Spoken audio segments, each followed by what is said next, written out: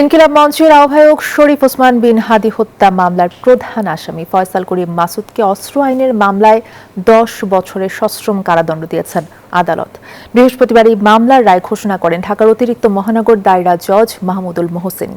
আসামি পলাতক থাকায় তার বিরুদ্ধে গ্রেফতারি পরোয়ানা জারি করা হয়েছে। ঢাকার আদাবর থেকে অস্ত্র উদ্ধারের ঘটনায় এই মামলা দায়ের করা হয়। ২০২৪ সালের ৭ নভেম্বর আদাবরের বায়তুল আমান হাউজিং সোসাইটির একটি ফ্ল্যাটে অভিযান চালায় র্যাব। পালানোর সময় ধরা পড়েন ফয়সাল করিম। পরে তার বাসায় তল্লাশি চালিয়ে ৪ রাউন্ড গুলি সহ বিদেশি পিস্তল উদ্ধার করা হয়। এই সাক্ষীগুলো বিবেচনা করে পর্যালোচনা করে বিজ্ঞ আদালত তার বিরুদ্ধে আজকে একটি রায় ঘোষণা করে এবং অস্ত্র আইনের ১৯-এর এ ধারা তার বিরুদ্ধে ১০ বছরের সশ্রম কারাদণ্ড আজকে রায় প্রচার করেন।